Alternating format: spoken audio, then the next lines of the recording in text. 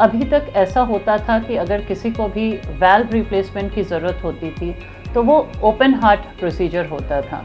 Patient को 8 दिन hospital में ज़रूरत रहती थी रहने की, ब्लड की ज़रूरत होती थी, उन्हें जनरल एनेस्थीसिया दे के बेहोश करना पड़ता था। बट अब ऐसा नहीं है।